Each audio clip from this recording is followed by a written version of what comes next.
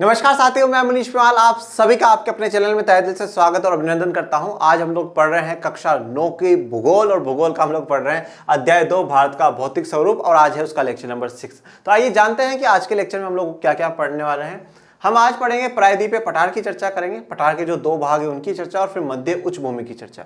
देखिए अभी तक के हम जो लेक्चर्स हम लोगों ने पढ़े हैं उसमें एक तो कि जो भारत की जो भूमि है, भौगोलिक भूमि है, उसका निर्माण किस प्रकार से हुआ, किस प्रकार से वो अफ्रीका के पास थी और किस प्रकार वो आज एशिया के भाग में, वो हम लोग चर्चा करेंगे। उसके बाद हम लोगों ने ये चर्चा करी कि हिमालय का निर्माण किस प्रकार से हुआ।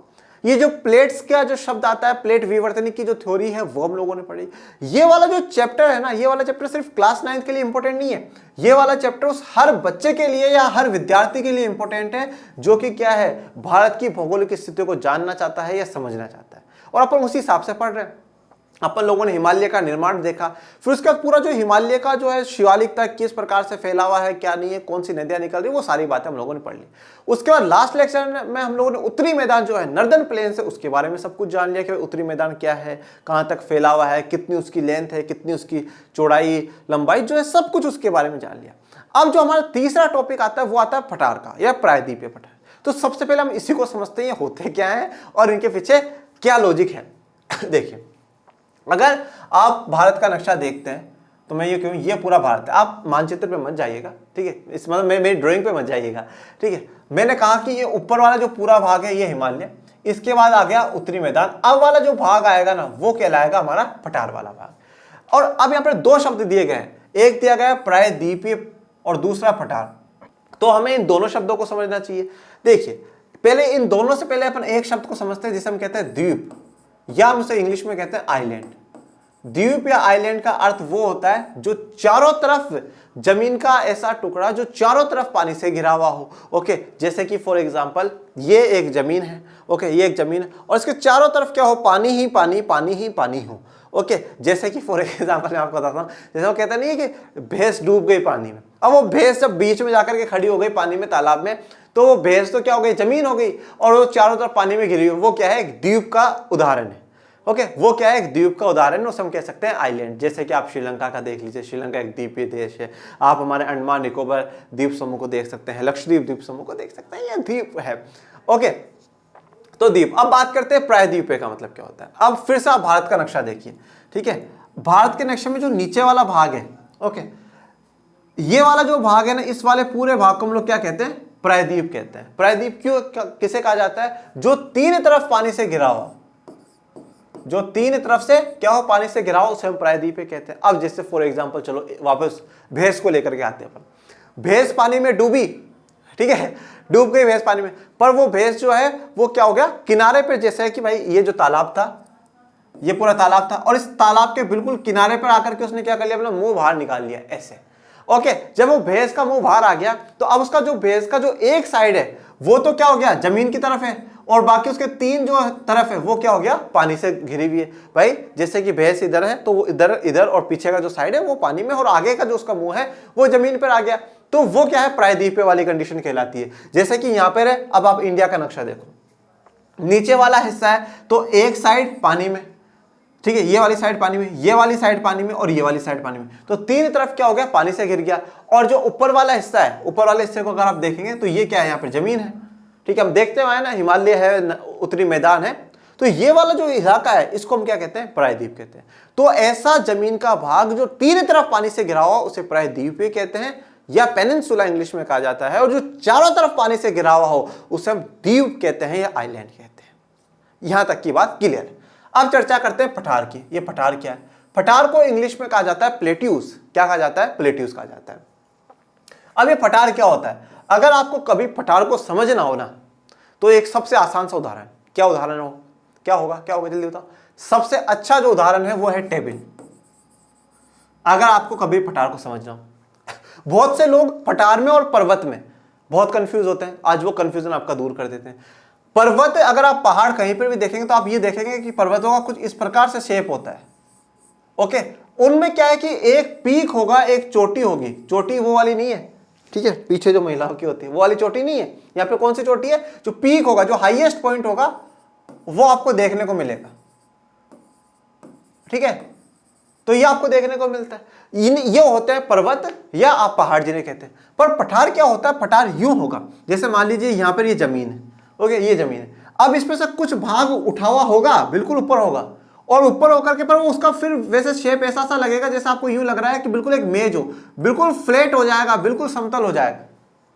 तो जैसे हमारी टेबलें नहीं होती जिन पर हम लिख करके काम करते, तो उसके नीचे जो पाइप्स लगे होते हैं वो तो आप देख सकते हो कि इनकी ऊंचाई है, और ऊपर का बिल्कुल यूं क्या होगा, एक समतल के रूप में आपको बराबर के रूप में देखने को मिलेगा, वो होंगे पठार।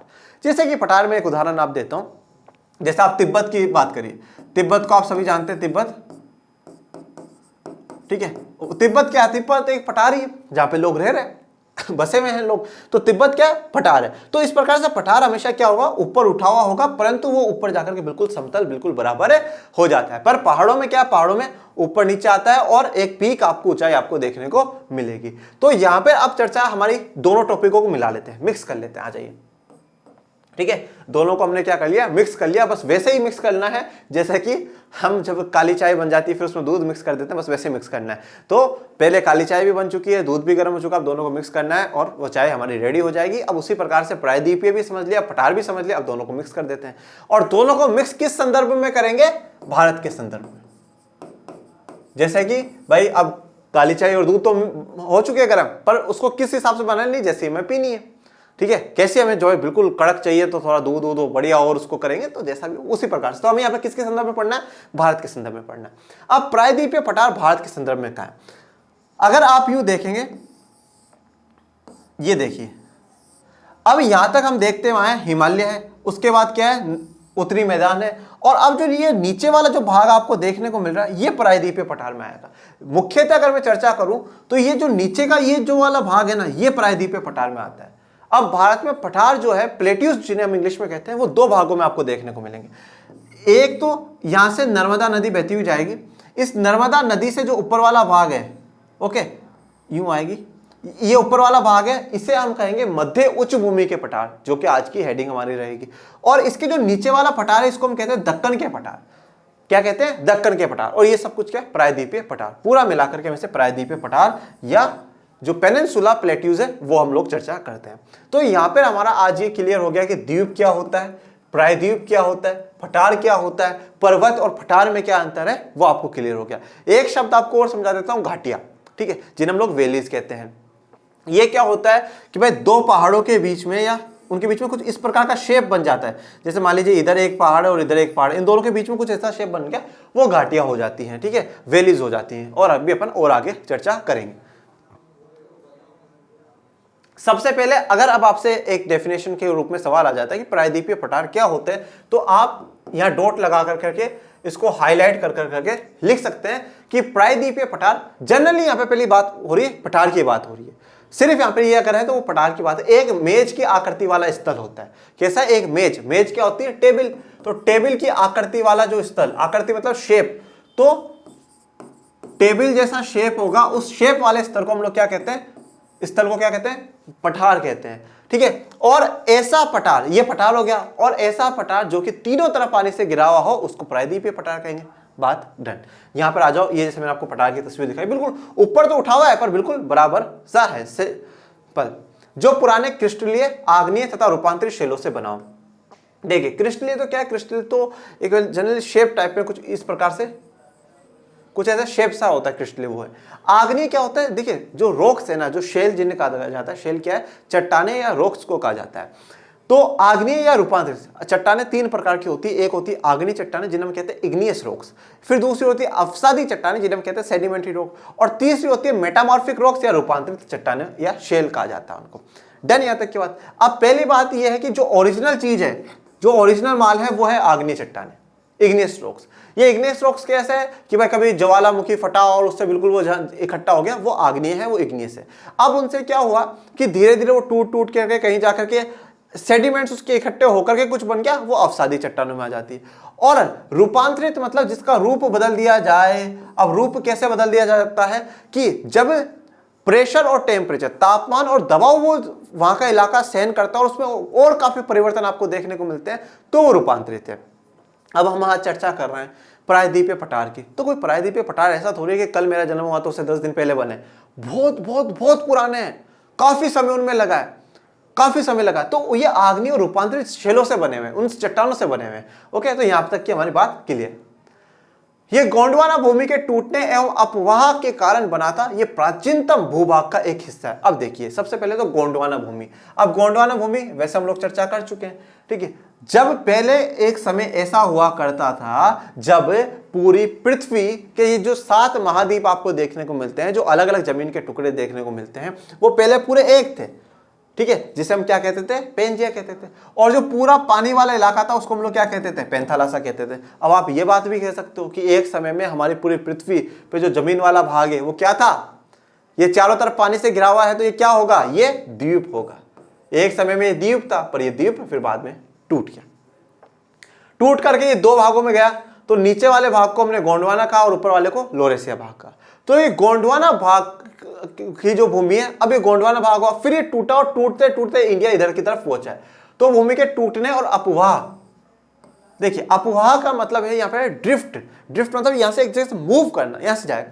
तो अब वो भूमि का टुकड़ा टूटा। अब जैसे अपन चर्चा करते हैं, जैसे कि हम लोगों ने पहले चर्चा कर रखी है, जैसे कि हम लोग ये देखते हैं कि भाई जो यूरेशियन प्लेट थी, ठीक है, यूरेशियन प्लेट थी, उससे इंडो एशियन प्लेट आकर के यूं टकराती है। ओके, समझ रहे आप इस बात को कि यूरेशियन जो प्लेट थी उससे इंडो ऑस्ट्रेलियन जो प्लेट है वो यूं आकर के टकराएगी। अब वो क्या हुआ, ये प्लेट का मूवमेंट ही तो हुआ है, यहां से जाकर ड्रिफ्ट ही तो हुई है। तो उसके कारण वहां से गोंडवाना भूमि का टूटना और उस प्लेट का मूव करना, इसलिए प्राचीनतम भूभाग है। गोंडवाना भूमि का एक सबसे पुराने भागों में से एक है। कैसे है पुराने भाग, अब वो बताइए सर। मेरी बात बहुत ध्यान से सुनना।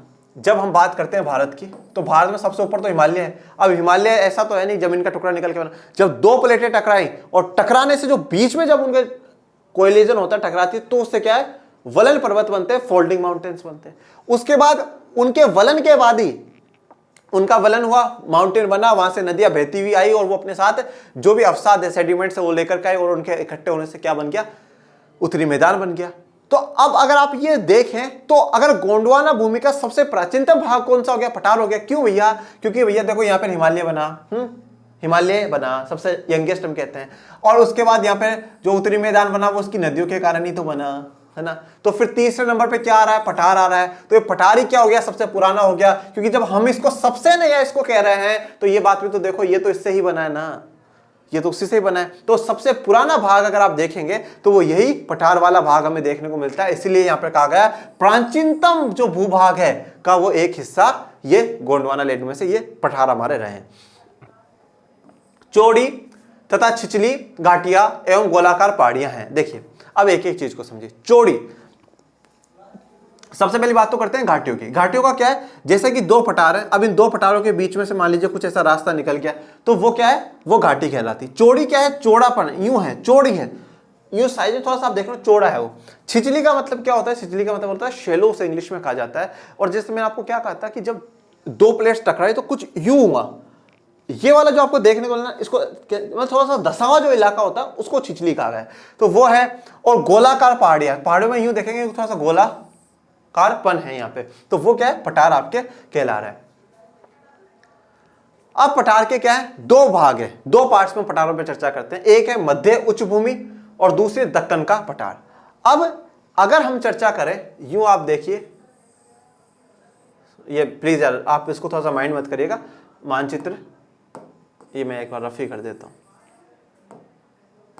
देखिए यूं है, ओके, ये नीचे का जो भारत का भाग है, प्रायद्वीपीय बात जो मैं कर रहा हूं उसकी। अब इसमें आप देखेंगे ना, तो यहां पर बीच में से क्या एक नर्मदा नदी जा रही है। नर्मदा नदी जनरली वो यूं है, ओके उसका स्लोप यूं है, तो पर वो मेरा राइट हैंड है तो यूं ही चलता है वो ऐसा, ठीक है। तो नर्मदा नदी, आप नर्मदा नदी के उत्तर के इलाके में जो पठार आते हैं, वो पठार जो है, उन पठारों की जो चर्चा होती है वो है मध्य उच्च भूमि, या हम इन्हें इंग्लिश में कहते हैं central highlands, central highlands plateau या पठार आप कह सकते हैं। तो इस नर्मदा के जो ऊपर वाला भाग है उसको क्या कहा गया है, सेंट्रल हाईलैंड प्लेट्यू या मध्य उच्च भूमि पठार कहा गया है। और इसके जब आप नर्मदा के नीचे वालों की बात करते हो, इस वाले भूभाग में हम क्या कहते हैं, दक्कन का पठार कहते हैं, या इंग्लिश में से डेक्कन प्लेट्यूज कहा जाता है।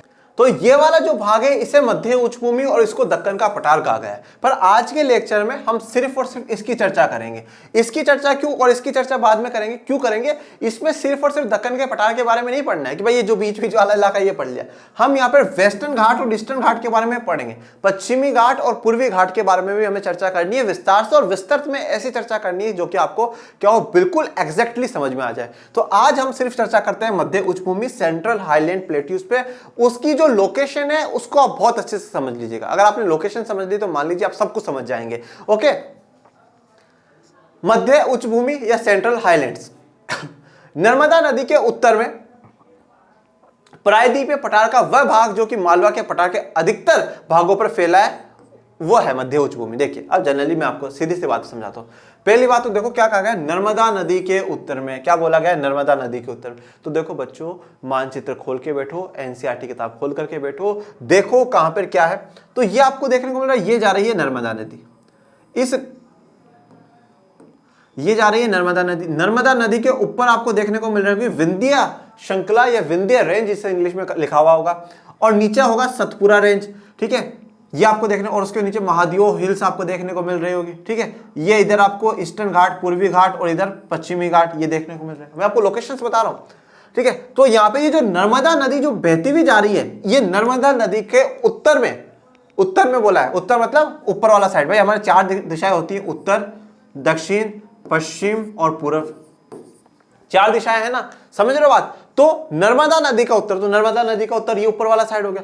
इस नर्मदा नदी के उत्तर में जो मालवा का पठार है या मालवा प्लेट्यूज उन्हें कहा जाता है, तो इस मालवा के पठार का जो अधिकतम जो भाग है वो क्या कहला रहा है, मध्य उच्चभूमि कहला रहा है। आप इस पठारों को देखेंगे तो यहाँ पे अरावली रेंज है, अरावली पर्वत श्रृंखला है, वहां से लेकर के छोटा नागपुर प्लेट्यू के एंडिंग तक का ये वाला जो पूरा इलाका है ना, इसको बच्चों हम मध्य उच्चभूमि कह रहे हैं। इसके बीच में जो पठार आ रहे हैं उसे मध्य उच्चभूमि कहा जा रहा है। ध्यान दीजिएगा, इतना ही लीजिएगा, क्योंकि यहाँ पर तो क्या है, उत्तरी मैदान आ रहा है, और उसके नीचे वाला जो ये वाला भाग है इसको हम लोग चर्चा में जब लेते हैं उसे मध्य उच्चभूमि या सेंट्रल हाईलैंड्स कहते हैं, क्योंकि मध्य में ये उच्चभूमि पठार बने हुए, इसलिए मध्य उच्चभूमि कहा गया। तो नर्मदा नदी के उत्तर की बात हो गई, मालवा के पठार में फैला हुआ ये बात भी क्लियर। विंध्य श्रृंखला दक्षिण में, सतपुरा श्रृंखला तथा उत्तर पश्चिम में अरावली से घिरी हुई है। देखिए अब ध्यान दीजिएगा, इन्होंने क्या बोला है, नर्मदा रिवर, विंध्य श्रृंखला दक्षिण में, विंध्य श्रृंखला। देखिए विंध्य श्रृंखला क्या हो जाएगा, उत्तर में हो जाएगी। नर्मदा नदी के हिसाब से चर्चा चल रहा है हम लोग। नर्मदा नदी के उत्तर में क्या हो जाएगी, नर्मदा नदी के उत्तर में तो हो जाएगी विंध्य श्रृंखला, दक्षिण में क्या हो जाएगी, सतपुरा रेंज हो जाएगी। ओके, अब जब हम दक्कन के पठार पढ़ेंगे तब ये बात देखना कि क्या होगा कि सतपुरा रेंज जो है, सतपुरा श्रृंखला जो है वो दक्कन के पठार के लिए उत्तर में हो जाएगी। पर अब भी क्या कह रहा है कि दक्षिण में। भाई ये उसी प्रकार से बात है जैसे अभी मैं हूं, मेरे लिए मेरा लेफ्ट हैंड ये है और आपका लेफ्ट हैंड दूसरे साइड वाला है। तो मेरा लेफ्ट या आपका लेफ्ट, या मेरा राइट या आपका राइट, बस वही वाली सी बात है। तो यहाँ पर हम किससे तुलना करते हैं वो डिपेंड करता है। जब हम दक्कन के पठार की चर्चा करेंगे तो सतपुरा रेंज जो है, सतपुरा श्रृंखला वो उत्तर हो जाएगी। पर अभी हम जब मध्य उच्चभूमि की चर्चा कर रहे हैं तो सतपुरा रेंज क्या हो जाएगी, दक्षिण में हो जाएगी। उत्तर पश्चिम में ये चर्चा करता है अरावली श्रृंखला तक की, ये रही अरावली श्रृंखला, अरावली रेंज। पश्चिम में ये धीरे धीरे राजस्थान के बलुई और तथा पथरीली मरुस्थल से मिल जाता है। और हमने यहाँ पे बात करी थी ग्रेट इंडियन डेजर्ट की हम चर्चा करेंगे। ठीक है, तो जो वो मरुस्थल वाला इलाका है उस मरुस्थल वाले इलाके से मिल जाएगा। बलुई मतलब जो सैंड स्टोन, जो मिट्टी की होती है वो, और पथरीली जो है उस वाले मरुस्थल, उस डेजर्ट से जाकर के ये इलाका मिल जाता है। मतलब मैं जनरली आपको कहा ना, यहाँ से लेकर के आप ये वाले तक के इलाके में जब हम चर्चा करते हैं तो ये मध्य उच्चभूमि में काउंट होता है। इस क्षेत्र में बहने वाली नदियां चंबल, सिंध, बेतवा तथा केन दक्षिण पश्चिम से उत्तर पूर्व की तरफ बहती है। इस प्रकार वे इस क्षेत्र के ढाल को दर्शाती है। यहां पे देखिए, नदियों पर फोकस मत करिए आप, नदियों पर फोकस हम तीसरे चैप्टर में करेंगे। पूरा का पूरा फोकस ही तीसरे चैप्टर में होगा। बस इन्होंने जो बात बोली वो ध्यान दीजिए। चंबल, सिंध, बेतवा और केन, ये जो नदियां है किधर से किधर बह रही है, दक्षिण पश्चिम से उत्तर पूर्व की तरफ बह रही है। तो दक्षिण पश्चिम का मतलब क्या है कि यूं आ रही है और यूं जा रही है, और फिर क्या कह रहा है, उत्तर पूर्व, तो उत्तर ही हो गया और पूर्व यूं जाकर के यूं आएगी ये। ठीक है, मतलब जो उनका स्लोप है, उनका जो ढाल है वो कैसा है, यूं है, यूं होते हुए यूं आएंगी।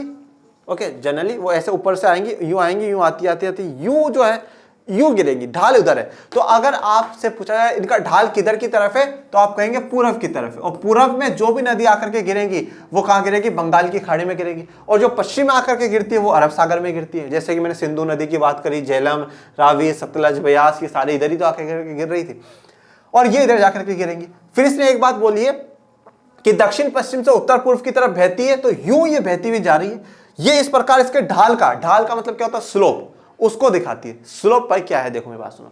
पठार, आप पठार में, अब आप कहोगे सर आपने मेज का उदाहरण दिया था, टेबल का, तो टेबल तो बिल्कुल ऐसे होती है, पर वो ऐसा नहीं है कि बिल्कुल एग्जैक्ट आपका टेबल का शेप, उसमें थोड़ा सा स्लोप भी है। अब वो स्लोप जो ढाल है वो दर्शाता है। देखो जब हम घर भी बनाते हैं, मकान भी बनवाते हैं, तो हम हर जगह क्या ढाल दिलाते हैं कि भैया ये जो पानी का भाव है वो इधर रखना। पानी जब हम कभी फर्श को धोए, घर को साफ करने की इच्छा तो ऐसे धोए, तो उसमें क्या है, वो पानी इधर ही बह करके जाना चाहिए, इधर नहीं जाना चाहिए, या इधर नहीं जाना चाहिए, इधर ही जाना चाहिए।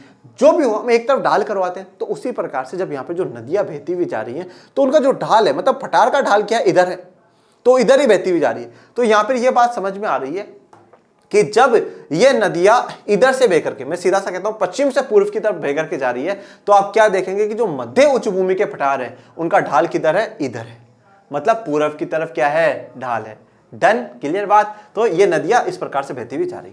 मध्य उच्च भूमि पश्चिम में चौड़ी लेकिन पूर्व में संकीर्ण है। अब ये बात भी देखिए, अब जैसे कि अब आप मध्य उच्च भूमि है जो पश्चिम है, भाई यहां पर तो क्या है, इसका साइज चौड़ा है, पर जैसे जैसे वो पूर्व में जाती जाएगी वो थोड़ी सी क्या होती जाएगी, यूं होती जाएगी, संकीर्ण होती जाएगी, मतलब छोटी होती जाएगी, यूं है। ओके, ये उस प्रकार का इसका शेप है। तो इधर से तो चौड़ी है, यूं तो चौड़ा साइज है, पर यूं धीरे धीरे धीरे धीरे यूं इसका साइज होता हुआ चला जाएगा। ओके, जैसा कि आप देखिएगा फिर से यूं है बिल्कुल, फिर वो एंडिंग में जाके क्लोज हो जाएगा। तो मध्य उच्च भूमि पश्चिम में तो चौड़ी साइज है उसकी, पर लेकिन पूर्व में संकीर्ण या बिल्कुल सिकुड़ी हुई जो साइज है वो है। इस पठार के पूर्वी विस्तार को स्थानीय रूप से बुंदेलखंड तथा बघेलखंड के नाम से जाना जाता है। तो जो यहाँ पे जो इसका पूर्वी विस्तार है, जहां वो एंडिंग करता है, वहां पे जो जगह है उनको बुंदेलखंड या बघेलखंड के नाम से जाना जाता है। इसके और पूर्व के विस्तार को दामोदर नदी द्वारा अपवाहित छोटा नागपुर पठार दर्शाता है। और जो लास्ट इसका जो सेंटर आपको देखने को मिलेगा वो छोटा नागपुर पठार या छोटा नागपुर प्लेट्यू आपको देखने को मिलेगा। ओके, तो यहाँ पे देखिए जो मध्य उच्च भूमि है उसको एक बार आप समझ लीजिएगा बहुत ध्यान से। बहुत इंपॉर्टेंट क्वेश्चन होता है बेटा, मध्य उच्च भूमि सेंट्रल हाईलैंड्स में क्वेश्चन पूछा जाता है, ठीक है। और मैं क्या कह रहा हूं ना, ये चैप्टर सिर्फ और सिर्फ अपने 9th के बच्चों के लिए इंपॉर्टेंट नहीं है, ये आपको इन फ्यूचर आगे तक काम आएगा। तो अभी जो हमने आज पढ़ा है उसको ध्यान से देखिएगा। नर्मदा नदी के उत्तर वाला जो इलाका है, वो उत्तर वाला इलाका क्या है, मध्य उच्च भूमि में आता है। उसकी यहां पर पश्चिम में अगर कोई पूछे कि भाई पश्चिम में क्या बाउंड्री है, पश्चिम में बाउंड्री अरावली रेंज हो जाएगी, पूर्व में बाउंड्री छोटा नागपुर प्लेट्यू हो जाएगी, इधर दक्षिण में नर्मदा नदी है ही। ओके, और यहाँ तो उत्तर में तो फिर जो उत्तरी मैदान उससे जो पहले नीचे का भाग है वो आ जाएगा। फिर हम चर्चा करेंगे दक्कन के पठार के ऊपर, डेक्कन प्लेट्यूज के ऊपर। डेक्कन प्लेट्यूज में थोड़ा सा बदलाव देखने को मिलेगा। ये जो सतपुरा रेंज है ये उसके उत्तर में हो जाएगी, इधर कैमूर और जो वो पहाड़ियां वो आपको देखने को मिलेगी। इस प्रकार से दक्कन का पठार हो जाएगा। ओके, पर आज के लिए इतना ही हमारे लिए मध्य उच्च भूमि, या हम जिन्हें क्या कहते हैं सेंट्रल हाईलैंड्स जिन्हें हम लोग कहते हैं, वो आज हम लोगों ने कंप्लीट कर लिया। अब हमारे 2 टॉपिक्स और रहेंगे, 2 लेक्चर्स और रहेंगे, जिसमें हम एक में चर्चा दक्कन के पठार की करेंगे और उसके साथ में एक और जो छोटा टॉपिक है वो जोड़ूंगा, और फिर एक में बाकी जो सब कुछ भी आपका बचा रहेगा, जैसे कि कोरल पॉलिप्स की जो प्रवाल है उनकी चर्चा आपके बॉक्स में करी गई, वो भी हम लोग जानेंगे। उसके अलावा हम द्वीप या मरुस्थल जो कुछ भी बाकी रहेगा वो सब कुछ उस लेक्चर में कंप्लीट कर देंगे। मतलब जनरली 8th लेक्चर तक आपका जो पूरा कंटेंट है वो इस चैप्टर का कंप्लीट हो जाएगा। फिर हम नदियों की तरफ मूव करेंगे। ओके, तो पढ़ते रहिए, आगे बढ़ते रहिए, ज्यादा लाइक शेयर सब्सक्राइब करें। मिलेंगे नेक्स्ट लेक्चर में, तब तक के लिए थैंक यू सो मच। जय हिंद, जय भारत।